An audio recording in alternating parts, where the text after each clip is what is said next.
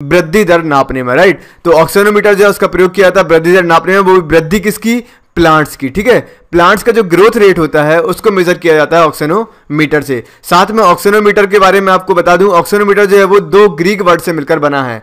पहला है ऑक्सिन, ठीक है, ऑक्सिन जिसका मतलब होता है टू ग्रो, वृद्धि जिसको हम बोलते हैं, और दूसरा क्या है, मेट्रॉन, ठीक है। मेट्रॉन का मीन्स होता है मेजर करना या मापना। तो ये चीज आपको पता होना चाहिए। नेक्स्ट देखते हैं, लंबाई की न्यूनतम इकाई है, the smallest unit of length is micron, nanometer, angstrom या फर्मी। तो इसका राइट आंसर होगा ऑप्शन डी, फर्मी, ठीक है। लंबाई की जो न्यूनतम इकाई है इन चार ऑप्शन में से वो है फर्मी, राइट। यदि हम यहाँ पर थोड़ी सी और डीप में बात करें तो आपकी इनकी वैल्यू भी जो है पता होना चाहिए। जैसे कि 1 माइक्रोन बराबर होता है 10⁻⁻6 मीटर, राइट, ये आप याद कर लीजिए। साथ में 1 नैनोमीटर बराबर होता है 10⁻⁹ मीटर। यदि हम बात करें 1 एंगस्ट्रॉम की तो इसकी वैल्यू होती है 10⁻10 मीटर, और 1 फर्मी की वैल्यू होती है 10⁻15 मीटर। तो ये आप सारी जो है वो याद रखिए। 1 माइक्रोन बराबर कितना होता है, नैनोमीटर बराबर, एंगस्ट्रॉम और फर्मी बराबर जो है वो कितना होता है। नेक्स्ट देखते हैं, प्रथम विश्व युद्ध में निम्नलिखित में से किस एक का रासायनिक आयुध के रूप में प्रयोग किया गया था, carbon monoxide, hydrogen cyanide, mustard gas या फिर भाप अंगार गैस। तो इसका राइट आंसर होगा ऑप्शन सी, मस्टर्ड गैस। प्रथम वर्ल्ड वार हुआ था, वर्ल्ड वार फर्स्ट जो हुआ था उसमें मस्टर्ड गैस का जो है वो यूज किया गया था। तो ये डायरेक्ट जो है वो एग्जाम में क्वेश्चन पूछा जाता है। नेक्स्ट देखते हैं, एनोस्मिया कहते हैं, एनोस्मिया जो है वो क्या कहलाता है, स्वाद संवेदना की कमी को, घ्राण संवेदना की कमी को, स्पर्श संवेदना की कमी को या फिर ऊष्मा संवेदना की कमी को। तो इसका राइट आंसर होगा ऑप्शन बी, घ्राण संवेदना की कमी को या फिर loss of sense of smell, ठीक है। एनोस्मिया जो बीमारी होती है इसमें क्या होता है, जो मनुष्य की जो सूंघने की जो क्षमता होती है, स्मेल की जो क्षमता होती है वो पूरी तरीके से जो है वो खत्म हो जाती है। मतलब वो व्यक्ति जो है वो सूंघ कर किसी चीज का पता नहीं लगा सकता। तो इस बीमारी को बोला जाता है क्या, एनोस्मिया। तो आप इसको याद कर लीजिए। नेक्स्ट देखते हैं, निम्नलिखित में से किसकी कमी से मनुष्य में मधुमेह होता है, ग्लाइसिन, हीमोग्लोबिन, स्टेमिन या फिर इंसुलिन। तो इसका राइट आंसर होगा ऑप्शन डी, इंसुलिन, ठीक है। मधुमेह या शुगर की जो बीमारी होती है वो होती है किसी कारण, इंसुलिन के कारण। इंसुलिन जो है वो एक हार्मोन होता है, ठीक है, आप इसको भी याद रखिए। इंसुलिन जो है वो एक हार्मोन होता है जिसका उत्पादन कहां पर होता है, अग्नाशय में, जिसको हम बोलते हैं इंग्लिश में पेनक्रियास, ठीक है। तो इंसुलिन का निर्माण कहां पर होता है, पेनक्रियास की लैंगरहैंस की बीटा कोशिका में। तो आप इसको याद रख सकते हैं, लैंगरहैंस की बीटा कोशिका या बीटा सेल में जो है इंसुलिन का निर्माण होता है। और जब ये इंसुलिन का जो निर्माण है वो होना बंद हो जाता है तो क्या होता है, शुगर की मात्रा हमारी बॉडी में बढ़ जाती है और हमको क्या हो जाता है, मधुमेह रोग हो जाता है, राइट। तो आप इस चीज को याद रखिए। नेक्स्ट देखते हैं, पानी में घुली हुई कौन सी गैस उसे क्षारीय बनाती है, अमोनिया, सल्फर डाइऑक्साइड, हाइड्रोजन या फिर कार्बन डाइऑक्साइड। तो इसका राइट आंसर होगा ऑप्शन ए, अमोनिया, ठीक है। पानी में यदि हम वाटर में जो है वो अमोनिया को घोल दें तो जो हमको सॉल्यूशन मिलेगा वो बेसिक मिलेगा, ठीक है। मतलब कि वो क्षारीय सॉल्यूशन हमको मिलने वाला है, मतलब वो क्षारीय प्रकृति का होगा, ठीक है। एसिड नहीं होगा, वो क्षारीय बन जाएगा। नेक्स्ट देखते हैं, मोमबत्ती का जलना या दहन क्या कहलाता है, प्रकाश रासायनिक अभिक्रिया, भौतिक परिवर्तन, ऊष्माशोषी अभिक्रिया या फिर ऊष्माक्षेपी अभिक्रिया। तो इसका राइट आंसर होगा ऑप्शन डी, ऊष्माक्षेपी अभिक्रिया या फिर एक्सोथर्मिक रिएक्शन, ठीक है। मोमबत्ती का जो जलना होता है उसमें उसको जो है वो ऊष्माक्षेपी अभिक्रिया कहा जाता है। अब आपको दो चीज इसमें याद रखनी है, पहली चीज तो ऊष्माशोषी अभिक्रिया क्या होता है और दूसरा जो है वो ऊष्माक्षेपी अभिक्रिया क्या कहलाता है। तो मैं आपको इसके बारे में बता देता हूं। यदि हम बात करें ऊष्माक्षेपी अभिक्रिया की या एक्सोथर्मिक रिएक्शन की, तो यह जो है वो एक रासायनिक अभिक्रिया जिसमें ऊष्मा जो होती है वो ऊर्जा के रूप में बाहर निकल जाती है। यदि हम देखिए, मान लीजिए मोमबत्ती है, यदि हम मोमबत्ती को जलाते हैं तो इसमें से जो है वो ऊष्मा जो है वो बाहर निकल जाती है, ठीक है। कैसी, ऊर्जा के रूप में बाहर निकल जाती है। सेम यदि हम इसका उल्टा कर दें तो ये भी जो है वो एक रासायनिक अभिक्रिया जिसमें क्या होता है, ऊष्मा जो है वो बाहर नहीं निकलती बल्कि उसका अवशोषण हो जाता है, राइट। तो आप इन दोनों चीजों को याद रखिए। नेक्स्ट क्वेश्चन देखते हैं, पदार्थ का परमाणु सिद्धांत किसने प्रतिपादित किया था, एवोगेद्रो, डाल्टन, न्यूटन या फिर पास्कल। तो इसका राइट आंसर होगा ऑप्शन बी, डाल्टन। जो एटॉमिक थ्योरी ऑफ मैटर है इसका प्रतिपादन किया था किसने, डाल्टन ने। तो आप इसको याद रखिए। साथ में एक और आता है डेमोक्रिटस, यहां पर मैं आपको नाम लिख के बताता हूं, डेमोक्रिटस। डेमोक्रिटस ने जो है वो बहुत पहले बता दिया था कि एक जो है वो एक कण होता है जो कि अविभाज्य होता है, ठीक है, ये चीज बताई थी। लेकिन जो डाल्टन थे इन्होंने पूरी तरीके से जो है परमाणु सिद्धांत को प्रतिपादित किया और परिभाषित किया। इन्होंने बोला कि प्रत्येक पदार्थ जो है वो छोटे छोटे कणों से मिलकर बना होता है, जिसको हम क्या बोलते हैं, एटम या परमाणु जो है इनको बोलते हैं। और ये जो परमाणु हैं इनको किसी भी तरह से जो है वो विभाजित नहीं किया सकता, मतलब सबसे छोटा जो है वो एटम ही होता है, इससे छोटा आप कुछ भी नहीं कर सकते। तो इसका राइट आंसर होगा ऑप्शन बी, डाल्टन। ठीक है, डाल्टन ने जो है परमाणु सिद्धांत का प्रतिपादन किया था। नेक्स्ट क्वेश्चन देखते हैं। कपड़े से जंग के धब्बे हटाने के लिए निम्नलिखित में से किसे प्रयुक्त किया जाता है? मिट्टी का तेल, चूना, ऑक्जेलिक अम्ल का घोल या फिर पेट्रोल? तो इसका राइट आंसर होगा ऑप्शन सी, ऑक्जेलिक अम्ल का घोल। ठीक है, ऑक्जेलिक एसिड जो होता है उसके सॉल्यूशन को जो है वो कपड़ों में जो जंग के धब्बे लग जाते हैं उसके लिए यूज किया था। साथ में कपड़ों की जो छपाई होती है, ठीक है, वो भी इसी से होती है, रंगाई होती है वो भी जो है वो ऑक्जेलिक एसिड से ही होती है। तो आप इसको याद रखिए। नेक्स्ट क्वेश्चन देखते हैं। नीला थोथा क्या है? व्हाट इज नीला थोथा? Copper sulphate, calcium sulphate, iron sulphate या फिर सोडियम सल्फेट? तो इसका राइट आंसर होगा ऑप्शन ए, कॉपर सल्फेट। ठीक है, कॉपर सल्फेट को जो है वो नीला थोथा जो है वो कहा जाता है। और ये नीला थोथा जो होता है इसका यूज क्या होता है? तो इसको जो है वो कीटनाशक के रूप में यूज किया जाता है। आप इसको भी याद रखिए। इसका केमिकल फॉर्मूला मैं आपको बता देता हूं, ये होता है CuSO4.5H2O। ठीक है, आप इसको याद रखिए, ये भी एग्जाम में पूछ लिया जाता है। नेक्स्ट क्वेश्चन देखते हैं।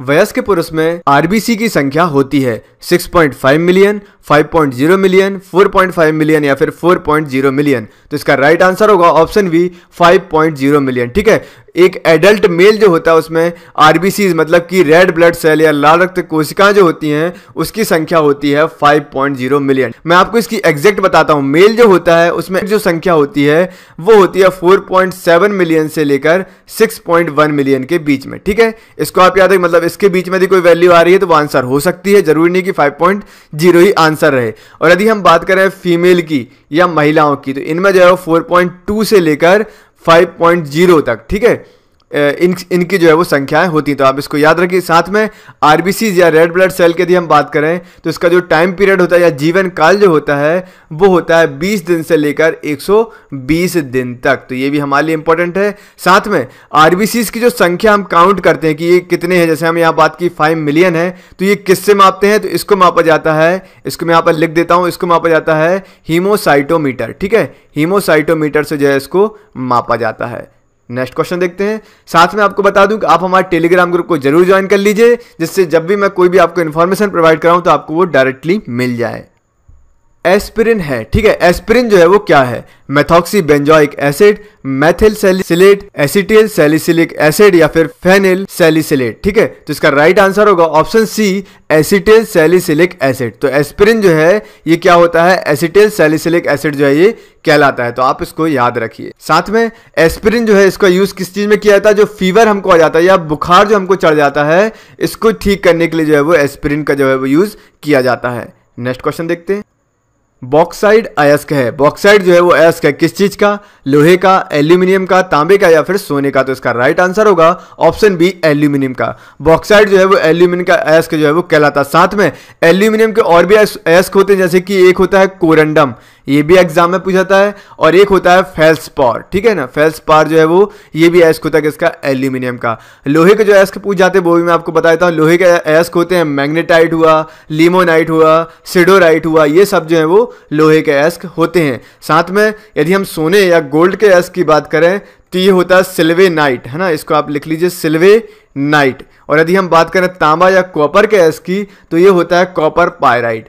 ये सारे आप याद रखिए, ये एग्जाम में पूछे जाते हैं। ठीक है, नेक्स्ट देखते हैं। तेल का एक बैरल निम्नलिखित में से लगभग कितना होता है? 131 लीटर, 159 लीटर, 179 लीटर या फिर 201 लीटर? तो इसका राइट आंसर होगा ऑप्शन बी, 159 लीटर या 159 लीटर। तो ये तो डायरेक्ट है, आप इसको डायरेक्ट याद कर सकते हैं। बैरल, एक बैरल बराबर कितना होता है? 159 या 159 लीटर।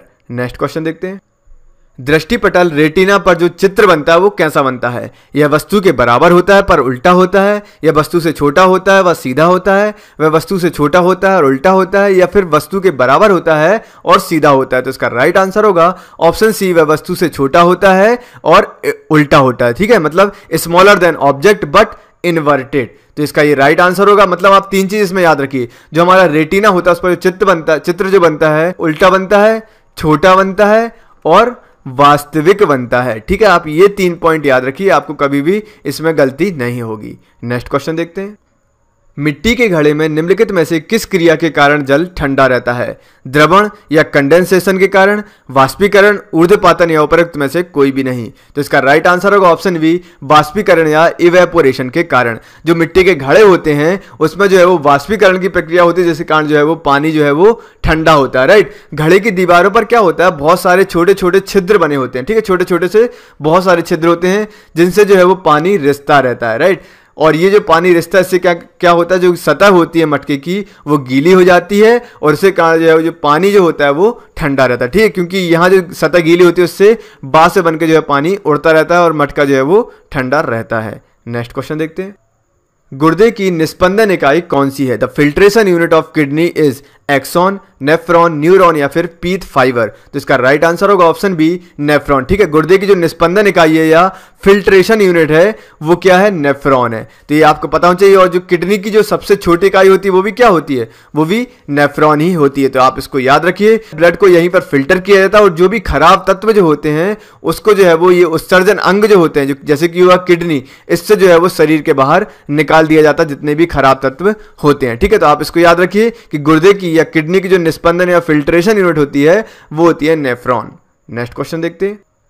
परमाणु बम का सिद्धांत आधारित है। The principle of atomic bomb is based on, नाभिकीय संलयन पर, नाभिकीय विखंडन पर, उपरोक्त दोनों पर या उपरोक्त में से किसी पर नहीं। तो इसका राइट आंसर होगा ऑप्शन बी, नाभिकीय विखंडन पर। ठीक है, जो एटम जो बम होता है या परमाणु बम होता है ये नाभिकीय विखंडन के सिद्धांत पर कार्य करता है, न्यूक्लियर फिजन पर। ठीक है, साथ में एक और क्वेश्चन आता है जो कि हाइड्रोजन बम जो होता है वो किस सिद्धांत पर कार्य करता है, तो वो करता है नाभिकीय संलयन या फिर न्यूक्लियर फ्यूजन पे। तो आप दोनों याद रखिए, ये करता है किस पर, हाइड्रोजन बम पर। ठीक है, और नाभिकीय विखंडन जो है ये एटॉमिक बम जो है वो इस पर कार्य करता है। नेक्स्ट क्वेश्चन देखते हैं। पेलाग्रा और स्कर्वी क्रमशः कौन से विटामिनों की कमी के कारण होते हैं? विटामिन सी एवं विटामिन डी, विटामिन B3 या विटामिन सी या विटामिन ए या विटामिन B12। तो इसका राइट आंसर होगा ऑप्शन बी, विटामिन B3 और विटामिन सी। मतलब कि विटामिन B3 की कमी से होता है पेलाग्रा रोग और स्कर्वी रोग जो होता है विटामिन सी की कमी से होता है। कहीं कहीं पर आपको इसका आंसर जो है विटामिन B5 भी मिल सकता है। राइट, तो यहां यदि हम बात करें विटामिन B3 की, तो विटामिन B3 का जो केमिकल नेम होता है वो भी आप याद रखिए, या साइंटिफिक नेम जो होता है वो होता है नियोसिन। ठीक है, नियोसिन जो है इसका साइंटिफिक नेम होता है। और विटामिन सी की यदि हम बात करें तो इसका रासायनिक नाम होता है एस्कॉर्बिक एसिड। ठीक है, एस्कॉर्बिक एसिड जो है इसको बोला जाता है विटामिन सी को, और विटामिन सी की कमी से होता है स्कर्वी रोग। नेक्स्ट क्वेश्चन देखते हैं। एक राडार जो वस्तु के वायुयान की उपस्थिति का पता लगाता है प्रयोग करता है, प्रकाश तरंग है, रेडियो तरंग है, ध्वनि तरंग या कर्णातीत तरंग है। तो इसका राइट आंसर होगा ऑप्शन बी, रेडियो तरंग या रेडियो वेव्स। ठीक है, आपने सुना होगा राडार। ठीक है, राडार किस चीज के लिए यूज किया जाता है, किसी भी वस्तु की पोजीशन जानने के लिए, और ये वस्तु जो है वो कहीं पर भी मौजूद हो सकती है। तो इसमें क्या होता है, राडार के द्वारा जो है वो वेव्स जनरेट की जाती है और इन वेव्स के बीच में जो है वो कोई वस्तु आ जाती है तो इसकी जो है वो डिस्टेंस जो है वो मेजर कर ली जाती है कि ये कहां पर जो है अभी लोकेट कर रहा है। ठीक है, तो इसमें जो वेव्स यूज की जाती हैं वो की जाती हैं रेडियो वेव्स। ठीक है, तो आप इसको यहां पर याद रखिए। ओके फ्रेंड्स, तो ये थे इस सेशन के 20 क्वेश्चन। आई होप आपके लिए सेशन यूजफुल रहा होगा। आपको ये सेशन कैसा लगा मुझे कमेंट करके बताइए, और यदि आपको वीडियो पसंद आया तो वीडियो को लाइक और शेयर करना बिल्कुल भी ना भूलिए। तो मिलते हैं नेक्स्ट सेशन में, जहां हम आगे के और क्वेश्चन जो है वो डिस्कस करेंगे। थैंक यू, जय हिंद।